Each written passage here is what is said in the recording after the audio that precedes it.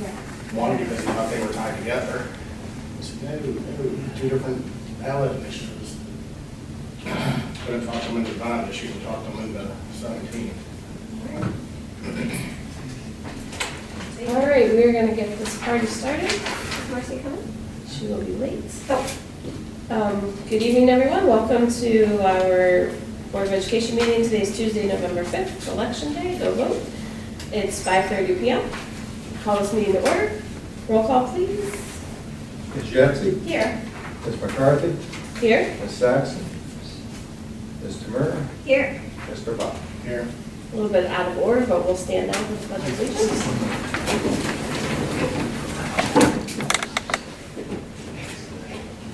I'm looking at this going, that doesn't look right. I pledge allegiance to the flag of the United States of America and to the republic for which it stands, one nation, under God, indivisible, with liberty and justice for all. Right? I'm looking at it going, that's not quite right. Okay, finalization of agenda. The agenda is final, as presented. Thank you. Takes us to superintendent's report. Thank you, Madam President. We have two items on the superintendent's report tonight. The first deals with some money you may remember we received last year in a safety grant and will continue to receive. In terms of the state of Ohio working with school districts to help us strengthen our security within our schools and overall safety. And Mr. Younger and Mr. Hieronymus are going to talk to you a little bit about School Safe ID. Thank you very much. School Safe ID, as we have been investigating the way that our students and our visitors are checking into to each of our buildings. We've done a little more research to find a more improved way of being able to do that we feel is going to make things a little bit more efficient as well as safer. As Roxanne, as Superintendent Casero mentioned, that this is part of the safety and security grant. I'll let Matt go into more detail on that. So as we've talked about quite a bit throughout our meetings, enhancing safety and security through our district is a primary focus of what we do. We've sat through a couple sessions and we've been in conversation with the Department of Homeland Security, who's going to come and do a full assessment of our district in terms of all the buildings and where we can improve, what are some areas that we're doing well on. But one of the things we knew we needed to work on was that visitor management system and how could we make sure that we were getting as much information as possible from our visitors to make sure that our students and staff are safe. So Paul brought some experience from Lakewood in terms of what they had done, as well as some other knowledge, and he'll talk through the system that we think is actually pretty neat and show you guys kind of the ins and outs of it. So the program is called School Safe ID, and what it does is it actually will scan your driver's license so that we know that the actual data that we're collecting from the individual is correct. At that same time, it also does a quick scan of a database of sexual predators to help let us know that that's somebody who we do not want to have into the building. The great part about this is that when someone does come up or does get flagged, instead of setting alarms or whatnot, it would just notify the secretary what they just did. They saw a marking on her computer, but then also send text messages to key staff members within the district so that we could be able to come and help support those people in that situation. The system is, we actually have one right here set up, and we'd love to have somebody give us an example. While we're doing that, we'll pass around to some of the examples of the badges. Thank you very much. Seemed like a great idea. Yeah. We like this system because one, it stands out. So each of these will be at all of our entrances, so that when a guest comes in, it's easy to figure out where we want them to be. From here, they're going to go over and they're just, you're going to hit the visitor sign-in button. Now you're going to take your driver's license, and the back half of it, you're just going to scan in front of the scanner. And you want to probably take this here. We'll see if you want to take that way. There we go. There we go. It then fills in all the information about the individual, where you're going to go ahead and hit confirm, and then it's going to then take a photo. Excellent. Now, one of the features it does have, if it's a reoccurring visitor, we can also have that be stored in our system, and they would be able to have an app that could be installed that would let them go through this process just a little bit faster. We're going to say no thanks to that, just because of time, and then they're going to then select what their purpose of the visit is, and then we can print the badge. And we got these through the school, the grant that we applied for? We use the funding from that for the purchase of these. And, which is great, because now as a person's coming through, we definitely know that this is the badge that belongs to them. Easy to identify the name, is not worried about anybody's handwriting on the hello, my name is badge. And it's a very efficient way of being able to make that visible for our staff and even our students to be able to see as visitors come through the building. The best part about this too is it'll then store in a database that we can then be able to pull information on and have that available as well. And we can also even set specific tags on individuals. So if we have a custody situation, and we have a parent who is not supposed to be picking up a child, we can actually have that be tagged in our system so that we can actually then help that safety piece one more step further. So that's our system is just as a very quick example. Yes. Who are the people that is this anybody walking into our school? So like if a parent has to get a student sick, pick up a sick student, or if the parent's dropping something off for a student, if they're not going to go past the office, they don't do it? Okay, so it's only the people that are going to go physically past the office into our hallways. Okay, Yes. thank you. And then we can, Now, you said that we could use this in regards to custody. Mhm. What if on the fly I show up and I need to pick up Tyler Baca? Would you then run me through that to make sure in case there's a custody issue? So what would happen is that should already be in our system, and we would then use that information to then populate those lists. So we would be going through using that through Power School, and we would then have that information. We wouldn't want to be just saying, hey, we ask you your opinion. It would have to be just, we would need to have documentation of that ahead of time. That comes up now, right? That's part of the process now when parents or custodians are picking up children, they populate it out. Yeah. And again, no school funds were used for this, correct? It was for our grant. it's allocated through some of the money we received last year. We just this week had submitted we're getting an additional approximately $20,000 from the Ohio Attorney General for North Ridgeville City Schools. So our timeline for implementation is we've got next Wednesday, we're planning on training our secretaries. Then the following Thursday, the following day, we'll be then setting these up at each of the offices, because we want to have a chance for them to be trained before these just show up on their desks. And then our goal would be then to launch on that following Monday. That's great. Is that enough time to communicate with our parents? And I see a lot of parents just running into, they leave their purse in the car or they leave their ID at home, or what's our communication going to be like for people that are coming into our buildings and volunteering?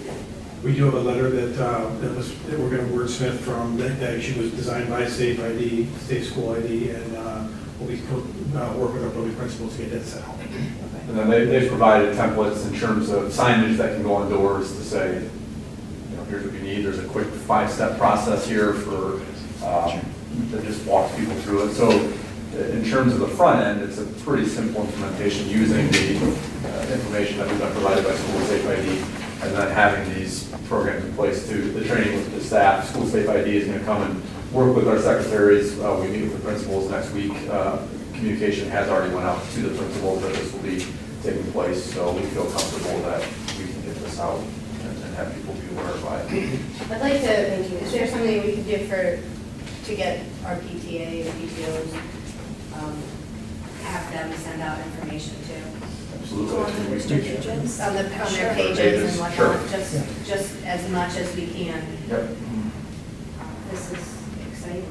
For the time frame, we printed off my badge. There was an option to put in my cell phone number, and it looks like it downloads the badge on my phone. Does that mean I don't get a paper one? I just get the, Correct, you'd still be able to bypass the printing of the badge and you'd be able to use the app that would be installed. okay. And what is the procedure for, have we looked at a procedure in the event I am here to do something and I forgot my ID? Are we sending people back home to get their ID at that point, or what is the, because it's gonna happen. At some point, we're gonna run into somebody that either doesn't have an ID, they forgot their ID, or any number of reasons. With this being a new initiative. There is a bypass on where we can actually physically enter the information, but then still take the photo. Okay. That might physically enter the information, will that do that quick check? It Predators. will, but then the margin of error increases because it's not going to have your driver's license number associated with it. There will probably be a little bit of a quote unquote learning, yes, that we'll have to navigate through Sure. this, and, you know, the building principals need to come down and physically escort the guests, which they would anyway, but if there are issues where they don't have their ID, we can. What is the procedure currently when a parent shows up to pick up a student? Because I don't want to say I've never been asked for an ID. There's a lot of people that I've never been asked for an ID. Okay. They just sign in, they check it against PowerSchool for the meeting, but that's it. And it has the student's picture, not the adult.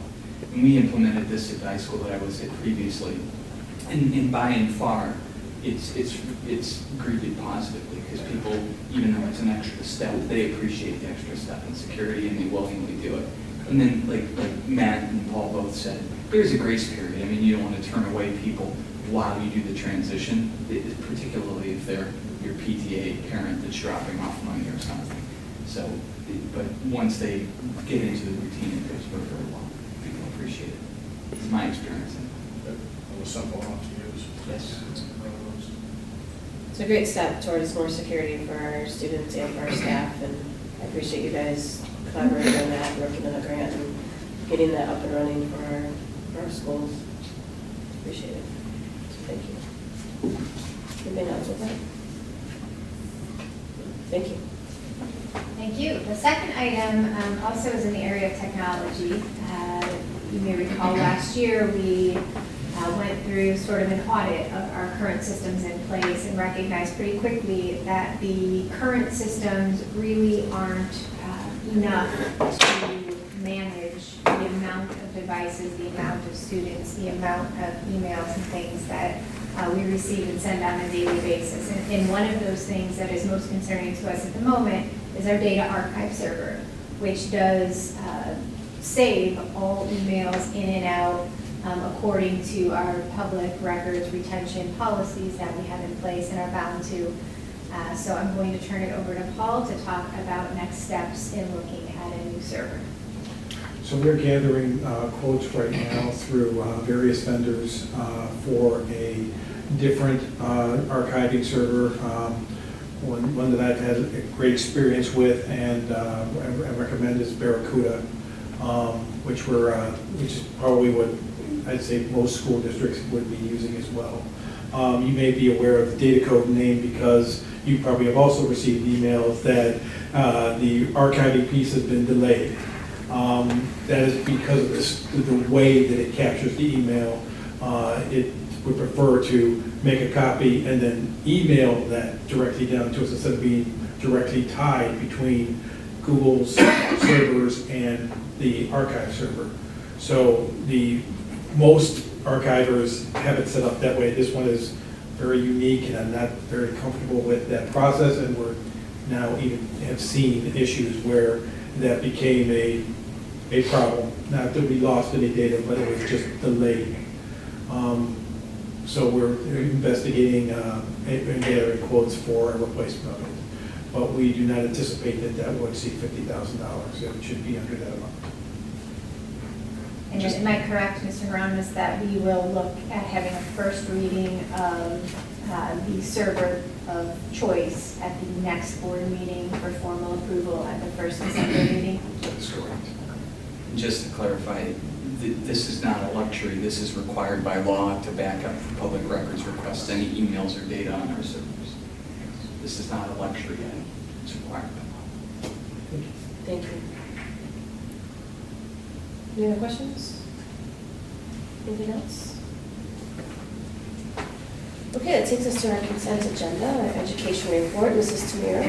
We have 2 agreements to consider under the education report. The first agreement is with Green Local Schools for students who are open enrolled and have special needs. The second agreement is with KidsLink Neurobehavioral Center for education services for a student with autism. And this concludes the education report. Thank you. Our communications report, Mrs. Yetsey. We have 16 gifts to North Ridgeville City Schools. It is recommended that the Board of Education accept the following gifts. Haircut and Style gift card, estimated value of $470, was donated by Hot Locks to the Ranger High Tech Academy. Free 7-inch sub sandwich gift cards, estimated value of $90, was donated by Tammy Owens from Mr. Hero to the Ranger High Tech Academy. Smoothie gift cards, estimated value of $50, was donated by Robex to the Ranger High Tech Academy. A free Blizzard gift card, estimated value of $55, was donated by Dairy Queen to the Ranger High Tech Academy. Pizza gift cards, estimated value of $80, was donated by Domino's to the Ranger High Tech Academy. Multiple miscellaneous prizes, estimated value of $200, was donated by our Ranger High Tech families to the Ranger High Tech Academy. Monetary donation of $200 was donated by EGP Enterprise to the Ranger High Tech Academy to be used for triathlon events. Monetary donation of $100 was donated by Reed Pro to the Ranger High Tech Academy. Monetary donation of $250 was donated by Alexi. I said that wrong. Is that right? Alexi and Daughters Meats Plus More to the Ranger High Tech Academy. Monetary donation of $50 was donated by Matthew and Kelly Taylor to the Ranger High Tech Academy. Monetary donation of $1,900 was donated by North Ridgeville Academic Center boosters to the North Ridgeville Academic Center to help purchase the Gaga pit on the playground.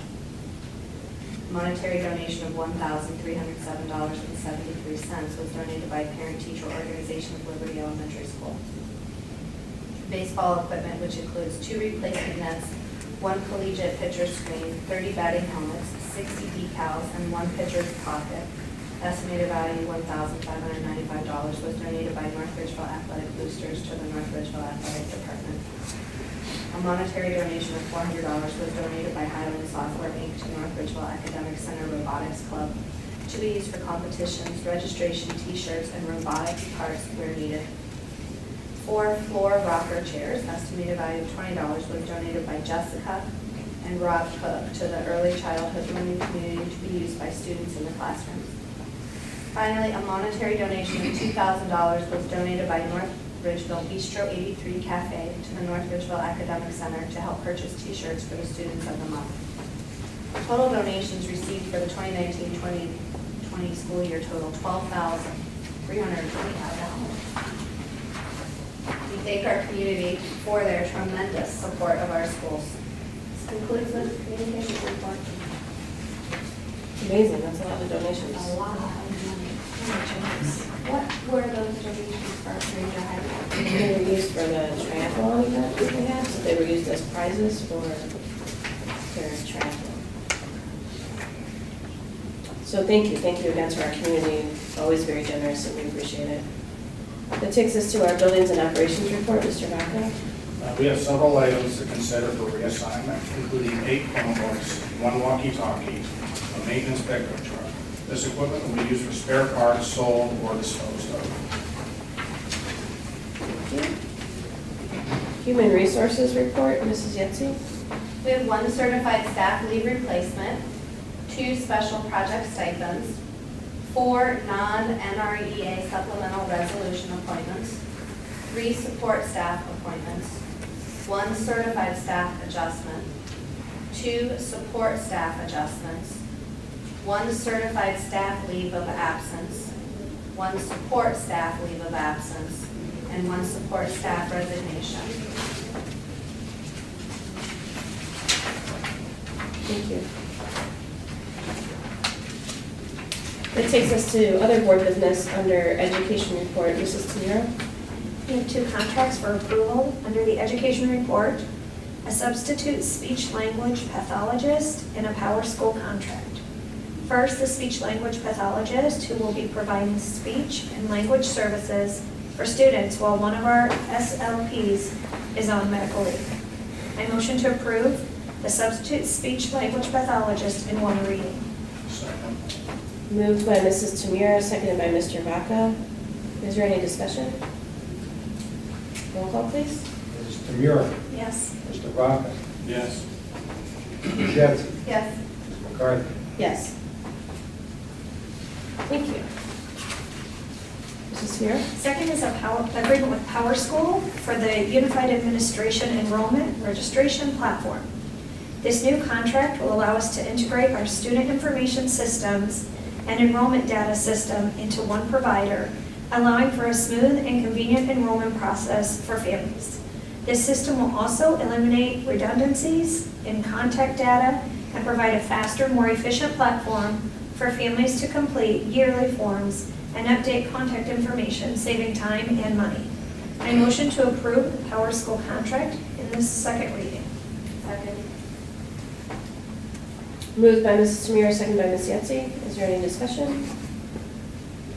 Roll call, please. Mrs. Tamira? Yes. Ms. Jessie? Yes.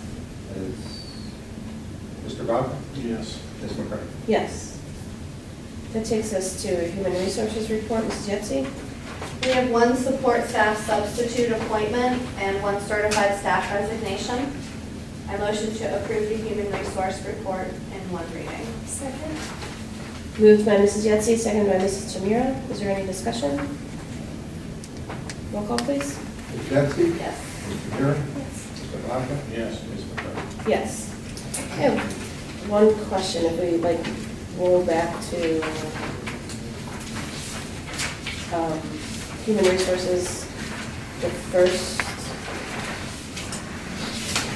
page 7, the leave replacement, 8th grade science leave replacement. Yes, that is the resignation that we approved in other board business. Correct. We interviewed for a leave replacement, and she accepted the position just yesterday. Great. My question is that necessary to approve at this meeting? No, because she wouldn't be in a bi-weekly pay period, and the next meeting's on the 19th of November, so Okay. it would be within that time. We Thank you. try to limit the other board business, so there's the transparency to the community that we're not doing things on 1 reading. Thank you. She would be within that. I wanted to make sure. Thank Yeah, you very no, much.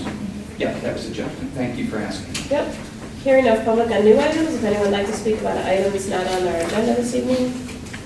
Actually, any item, because I skipped it, I think, at the beginning. Rolling with my own flow here tonight. Seeing none, it is recommended the Board of Education enter an executive session to discuss employment, dismissal, discipline, promotion, demotion, compensation of public employees and matters related to negotiations with public employees. Second. Moved by Mrs. Tamira, second by Ms. Yetsey. Is there any discussion? Roll call, please. Ms. Tamira? Yes. Ms. Jessie? Yes. Mr. Vaca? Yes. Ms. McCarthy? Yes. Thank you, everyone. Have a great evening. It's 5:54. If you haven't already, please go vote. Welcome back. That was a 4-minute intermission.